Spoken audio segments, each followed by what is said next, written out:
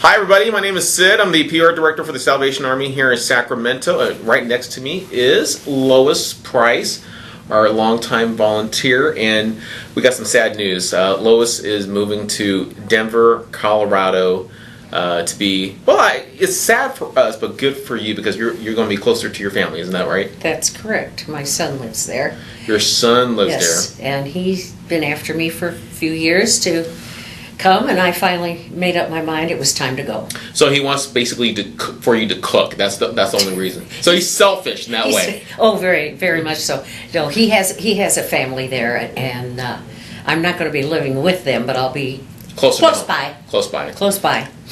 So you've been a volunteer for years. Mm-hmm. How many years are we talking about? We're talking about 12, 15 years, something like that. In Sacramento, just volunteering. Mm-hmm. So yes, I started out at the Corps. Okay. And then moved up over to here. And for people who don't know what the Corps is basically our church side of the Salvation Army, and that for us is in the South Sacramento area, the Oak Park area, in which Correct. We have the Corps. So you volunteered first there, then? Yeah, finance was over there. Then they moved finance up here to DHQ, and then so we all came over here. Yeah. And worked here for a few years, and then my eyesight started going bad, and I couldn't do reading things, so they put me in the warehouse and let me help pack boxes, which has been a joy. Yeah. Neat people, just wonderful people.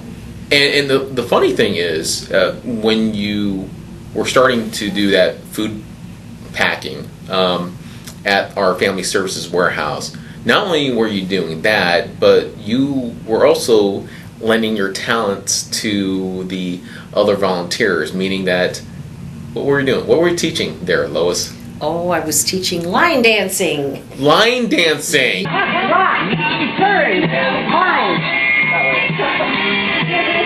and back. Yes. Why line dancing? Because I teach line dancing on the side.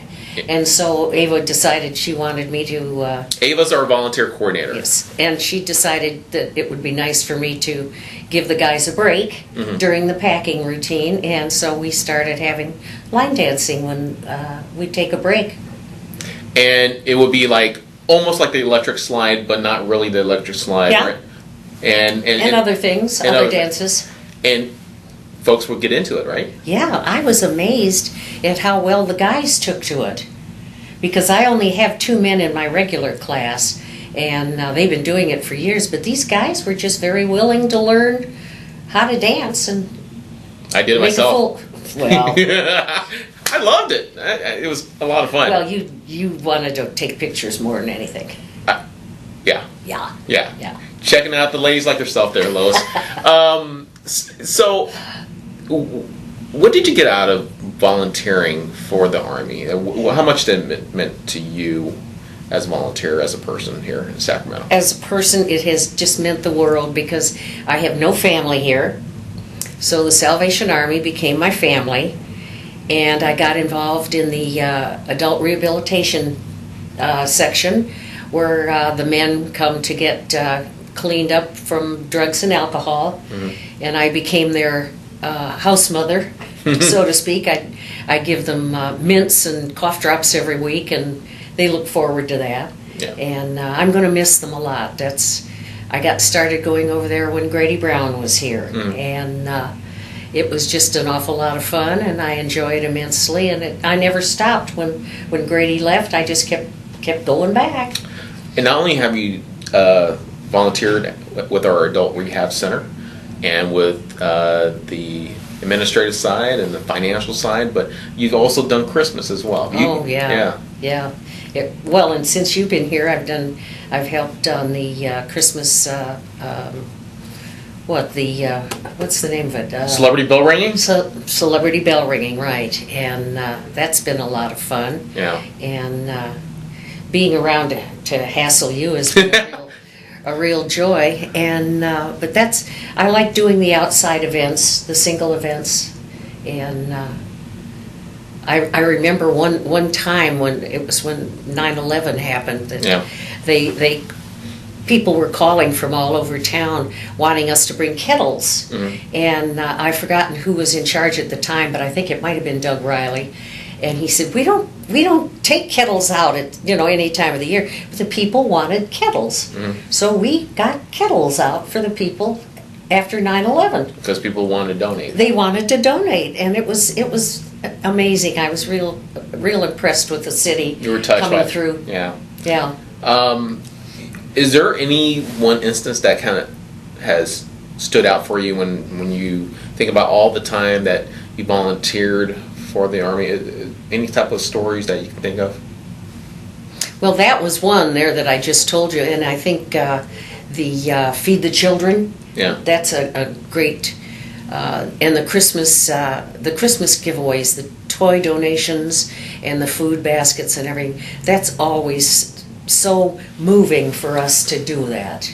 Yeah. The one thing that people need to know about Lois is she is a person who's feisty, spunky, right? Me? Yeah. Oh. But she does have a lot of heart, and I think we've grown to be very much attached to Lois and what she has done, not only for the Army, but also for the volunteers that you hang out with, Yeah. or for the clients, for the recipients. They're my family. Yeah. Yeah. And so it's a really sad day for all of us here in the Salvation Army in Sacramento to lose a valuable volunteer like Lois. It's gonna make me cry. Truly, Thank you. you are the You're a sweetheart. extension of the what we're all about. Showing love and showing God's love to other individuals, right? I've learned a lot of that here. Just seeing the way the people that work for the Army interact with the people that need help. They're always so good to them, and it's so nice to see in a time when things are tough.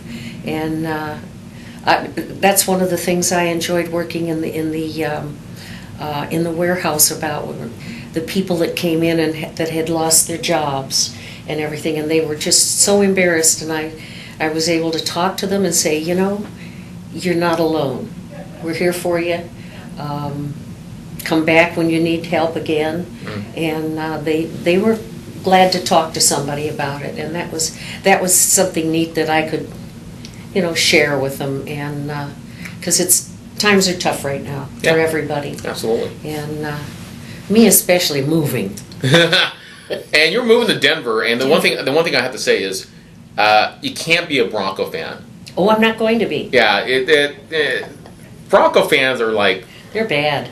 they're out there. Yeah. I'm not even a Raider fan, but I lived in Colorado, and it's all like orange stuff. Orange everything's Bronco orange, yeah. stuff. You can't do that. I don't plan on it. I'm going to stick to the 49ers and just, and the River Cats. And the River Cats. And the River Cats. Good lady. Yes. Big time River Cats fan. Oh, you betcha. Yeah. You betcha. So, someone who supports AAA baseball, that's fantastic. Yes. Well, we're going to miss you.